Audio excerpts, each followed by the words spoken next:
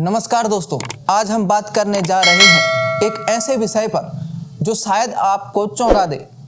ब्रह्मा कुमारीज एक संस्था जिसे आप अध्यात्म और शांति के रूप में जानते हैं, लेकिन क्या आप जानते हैं पिछले 18 सालों में इस संस्था पर कितने गंभीर आरोप लगते रहे हैं? उससे पहले थोड़ा सा ये भी सुन लीजिए। ब्रह्मा कुमारीज एक अंतर्राष्ट्रीय आध्यात्मिक संस्था है जिसकी स्थापना 1937 में लेखराज, जिसे ये लोग प्रजापिता ब्रह्मा कहते हैं, उन्होंने सिंध में की थी। तब सिंध पाकिस्तान में था। इसका मुख्यालय माउंट आबू राजस्थान में है। यह विश्व के सबसे बड़ी महिला नेतृत्व वाली आध्यात्मिक संस्था मानी जाती है, जिसमें राजयोग, नैतिक जीवन, पूर्ण शाकाहार और आत्मज्ञान पर विशेष जोर दिया जाता है। संस्था का मुख्य उद्देश्य है व्यक्ति, परिवार और समाज में सकारात्मक परिवर्तन लाकर विश्व शांति और मूल्य शिक्षा का प्रचार प्रसार करना। वर्तमान में 100 से अधिक देशों में इसके 8000 से अधिक केंद्र कार्यरत हैं। लेकिन इस संस्था का यौन शोषण से लेकर 5600 करोड़ के वित्तीय घोटाले तक, पारिवारिक तोड़फोड़ से लेकर न्यायालयों में यूट्यूब वीडियो हटवाने तक जैसे कई आरोप लगते आए हैं। आखिरकार ऐसा क्यों हो रहा है? यहाँ आपको कुछ बातें कंट्रोवर्शियल लग सकती हैं, लेकिन आप गलत मत सोचें। ये सब केवल अफवाहें नहीं बल्कि दस्तावेज सबूत भी हैं। लेकिन इन सबूतों से पूर्णतः साबित नहीं हो जाता कि ब्रह्मा कुमारी गलत है या सही है। यह दस्तावेज ज़्यादातर वेब पोर्टल पर आधारित है, जिसमें सभी सबूत, कोर्ट केसेस, पुलिस रिपोर्ट और पीड़ितों की गवाही है। सबसे पहले बात करते हैं उन सबसे गंभीर आरोपों की जो यौन शोषण से जुड़े हैं। लेकिन उससे पहले आपसे अनुरोध है कि आप वीडियो को अधूरा ना देखें, पूरा देखें। साल 2013 में पटना पुलिस स्टेशन में एक एफआईआर होती है। उसके अनुसार ब्रह्मा कुमारी सेविका अनिला ने लालन कुमार नाम के एक संस्था के कार्यकर्ता पर बलात्कार का आरोप लगाया। मेडिकल रिपोर्ट ने आरोपों की पुष्टि की, जिसमें जबरन गर्भपात के भी सबूत मिले थे। फिर एक केस 2019 में आबू रोड के सामने आया, जिसमें राजस्थान पुलिस ने आईपीसी की धारा 374 के तहत ब्रह्मा कुमारी संस्था के चीफ इंजीनियर डॉक्टर के भारत पर 18 महीनों तक मसाज थेरेपिस्ट के साथ अप्राकृतिक यौन शोषण का आरोप लगाया था। उसके बाद 2024 में आगरा सुसाइड के सुर्खियों में रहा, जिसमें 2 बहनों शिखा और एकता की आत्महत्या के बाद मिले 3 पेज का सुसाइड नोट में भी स्पष्ट रूप से लिखा था कि आश्रम की महिलाओं का यौन शोषण हो रहा था। पुलिस ने 3 लोगों को गिरफ्तार किया था। उसके बाद 2024 का रेडिट एक्सपोज मामला सामने आया, जहां एक व्यक्ति ने 19 साल का अनुभव बताते हुए विस्तार से बताया कि कैसे प्रसाद में ड्रग्स दिया जाता था, केमिकल मिलाकर लोगों को बेहोश किया जाता था। हालांकि ये आरोप अभी भी सत्यापन के चरण में है। अब आते हैं सबसे बड़े घोटाले पर, NSEL स्कैम। जब जगमोहन गर्ग को और 5600 करोड़ का घोटाला हुआ, तो ब्रह्मा कुमारी फॉलोअर जगमोहन गर्ग, जो ओम शांति स्टूडियो और पीस ऑफ माइंड टीवी के मालिक थे, नेशनल स्पॉट एक्सचेंज लिमिटेड यानी NSEL के 5600 करोड़ रुपए के घोटाले में फंसे। तब ईडी ने उनकी 126 करोड़ रुपए की संपत्ति को जब्त कर लिया था कि गर्ग मोहन इंडिया ग्रुप की शुरुआती देनदारी 950 करोड़ रुपए थी। 60,000 से अधिक छोटे निवेशक इस घोटाले में प्रभावित हुए थे। फिर साल 2015 में डच केस सुर्खियों में रहा। तब नीदरलैंड में एक ब्रह्मा कुमारी लीडर पर 27 यूरो मिलियन की फ्रॉड का केस चला।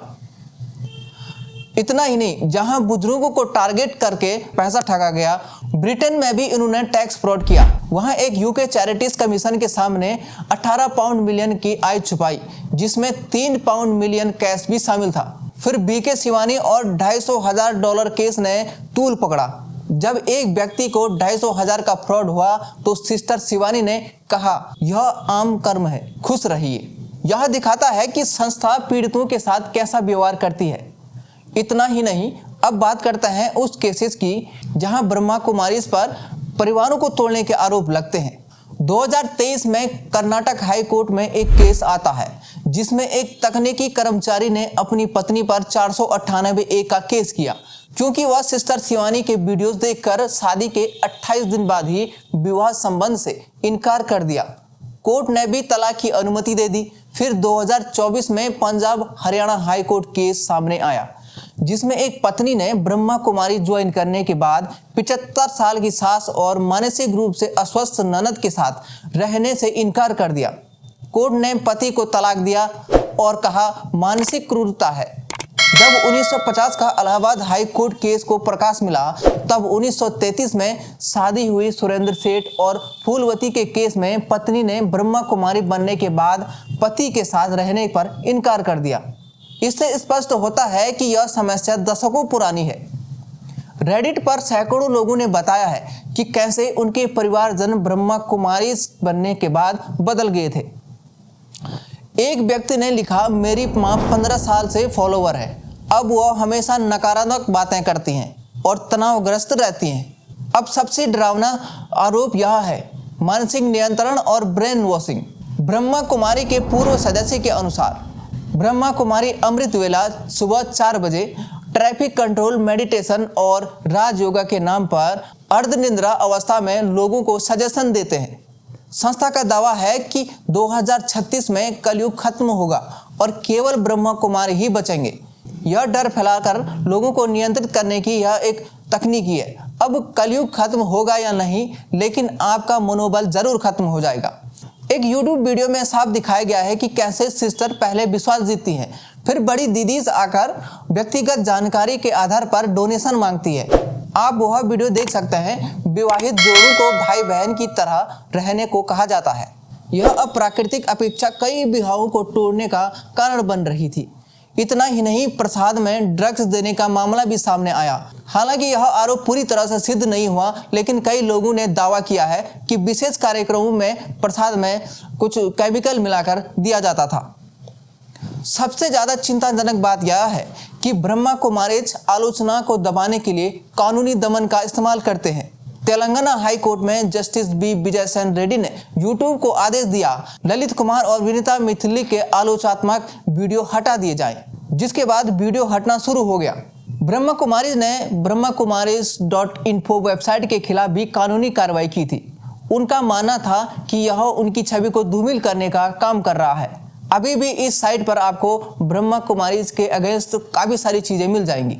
वहीं दिल्ली हाई कोर्ट ने भी सदगुरु जैसे केस में भी यूट्यूब से वीडियो हटाने का आदेश दिया था, जो दिखाता है कि आध्यात्मिक संस्थाएं कैसे कानूनी सिस्टम को इस्तेमाल करके आलोचना को दबाती हैं।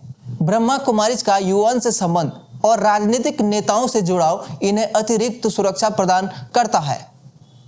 यही कारण है कि कई मामलों में न्याय नहीं मिल पाता। हालांकि ब्रह्मा कुमारी सभी आरोपों को छुपाते, दबाते, मिटाते आया है। कई मामलों में उनकी छवि धूमिल होने का भी काम हुआ है, परंतु जो सच है वह दबना अन्याय के सिवा कुछ नहीं है। ब्रह्मा कुमारीज एक ऐसी अंतर्राष्ट्रीय संस्था है जो राजयोग, मेडिटेशन, शांति और नैतिकता के संदेश के साथ लाखों लोगों को अध्यात्म, सशक्तिकरण और सकारात्मक सोच सिखाती है। यहाँ महिलाओं को नेतृत्व मिलता है और हर वर्ग, हर धर्म और हर उम्र के लोगों को प्रेम, स्नेह और आत्मसम्मान के साथ जीने की प्रेरणा मिलती है। संस्था का मकसद है स्वपरिवर्तन से विश्व परिवर्तन। इनके सेंटर पर ध्यान, तनाव मुक्ति, वृक्षारोपण, सेवा, मूल्य आधारित शिक्षा पर विशेष जोर दिया जाता है।